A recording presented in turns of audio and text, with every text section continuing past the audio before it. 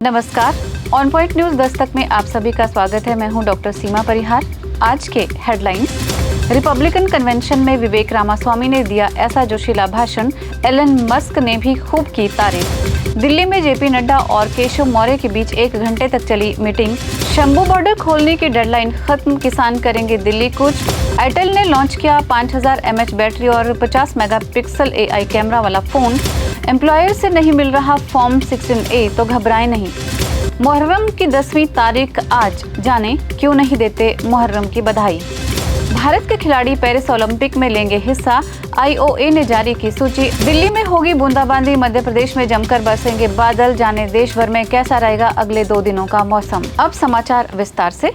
Republican convention में बुधवार को पार्टी की तरफ से राष्ट्रपति पद की दावेदारी में शामिल रहे विवेक रामास्वामी ने संबोधित किया। इस दौरान रामास्वामी ने जोशीले अंदाज में अमेरिकी सपने की बात की और लोगों से डोनाल्ड ट्रंप को समर्थन देने की अपील की है। रामास्वामी ने कहा है कि डोनाल्ड ट्रंप ही इस देश को एकजुट कर सकते हैं। विवेक रामास्वामी के भाषण की तारीफ अरबपति बिजनेसमैन एलन मस्क ने भी की है।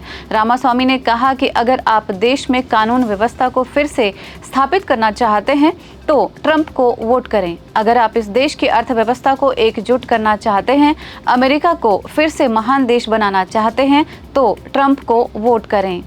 उत्तर प्रदेश के डिप्टी सीएम केशव प्रसाद मौर्य और प्रदेश अध्यक्ष भूपेंद्र चौधरी ने राष्ट्रीय अध्यक्ष जेपी नड्डा से मुलाकात की है। ऐसी चर्चा है कि इस मीटिंग में संगठन और सरकार के बीच तनाव को कम करने पर बातचीत हुई है। ऐसा माना जा रहा है कि जल्द ही उत्तर प्रदेश के भाजपा संगठन में कुछ बदलाव किए जा सकते हैं। पंजाब हरियाणा के शंभू बॉर्डर को खोलने के हाईकोर्ट के आदेश की डेडलाइन आज खत्म हो रही है। अभी तक बॉर्डर को खोलने की कोई पहल सरकार की तरफ से नहीं की गई है। हाईकोर्ट के आदेश के खिलाफ हरियाणा सरकार सुप्रीम कोर्ट पहुंच गई है।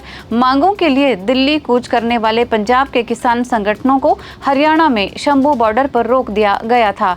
5 माह से किसान शंभू बॉर्डर पर ही डेरा जमाए हुए हैं। हाईकोर्ट ने 1 सप्ताह में रास्ता खुलवाने का आदेश दिया था, लेकिन अभी तक रास्ता खोला नहीं गया है। और अब बातें उद्योग जगत से। एयरटेल ने भारत में एक नया स्मार्टफोन लॉन्च किया है। Latest phone 18 watt fast charging को सपोर्ट करने वाली 5000 mAh बैटरी के साथ लाया गया है।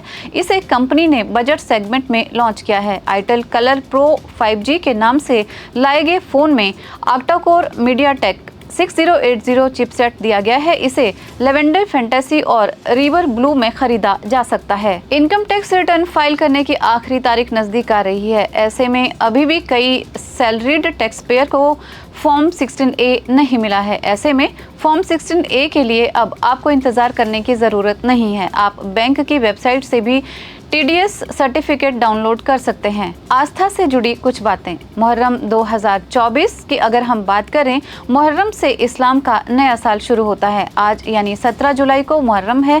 मुहर्रम की 10वीं तारीख को रोज़े आशुरा कहा जाता है, क्योंकि इस दिन पैगंबर मोहम्मद के नाती इमाम हुसैन की शहादत हुई थी।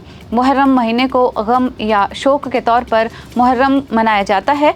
महीने को लेकर शिया और सुन्नी दोनों की मान्यताएं अलग अलग है। शिया समुदाय के लोगों को मुहर्रम की 1 तारीख से लेकर 9 तारीख तक रोज़ा रखने की छूट होती है, जबकि शिया उलेमा के मुताबिक मुहर्रम की 10 तारीख यानी रोज़े आशुरा के दिन रोज़ा रखना हराम होता है, जबकि सुन्नी समुदाय के लोग मुहर्रम को 9 और 10 तारीख को रोज़ा रखते हैं। हालांकि इस दौरान रोज़ा रखना मुस्लिम लोगों पर फर्ज नहीं है, इसे मात्र सबाब के तौर पर रखा जाता है। खेल जगत से जुड़ी कुछ बातों में, भारतीय ओलंपिक संघ IOA ने इस महीने के अंत में होने वाले पेरिस ओलंपिक के लिए भारतीय एथलीट्स की सूची जारी कर दी है। पेरिस खेलों में भारत के 117 एथलीट्स हिस्सा लेंगे, जबकि 140 सहायक स्टाफ भी ओलंपिक के लिए जाएंगे। हालांकि गोला फेंक एथलीट आभा खटुआ का नाम इसमें शामिल नहीं किया गया है।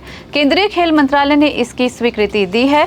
सहयोगी स्टाफ के 72 सदस्यों को सरकार के खर्चे पर मंजूरी मिली है। मौसम विभाग ने 17 जुलाई को कर्नाटक, महाराष्ट्र, गुजरात, केरल, गोवा, मध्य प्रदेश, उत्तराखंड, पंजाब और राजस्थान के कुछ इलाकों में भारी बारिश का ऑरेंज अलर्ट जारी किया है। वहीं दिल्ली में 17 और 18 जुलाई को हल्की से मध्यम बारिश होने की संभावना जताई जा रही है।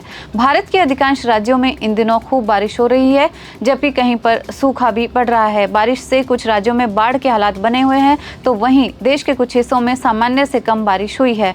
मौसम विभाग ने 17 जुलाई को कर्नाटक, महाराष्ट्र, गुजरात, केरल, गोवा, मध्य प्रदेश, उत्तराखंड, पंजाब और राजस्थान के कुछ इलाकों में भारी बारिश का ऑरेंज अलर्ट जारी किया है। और अब कुछ बातें हेल्थ डेस्क से। काम के साथ साथ स्वास्थ्य का ध्यान रखने के लिए जरूरी है कि आप स्टैंडिंग डेस्क रखें। ऐसा इसलिए क्योंकि दिन भर बैठे रहकर काम करने से आपके पैरों में दर्द और बेली फैट्स बढ़ने की परेशानी हो सकती है। ऐसे में ऑफिस में ऐसी डेस्क की व्यवस्था करें जिस पर आप बैठकर या फिर खड़े होकर दोनों ही तरीकों से काम कर सकते हैं। देश विदेश, राजनीति, शिक्षा, उद्योग, खेल और मौसम से जुड़ी इसी तरह की जानकारियों को पाने के लिए देखते रहिए ऑन पॉइंट भारत।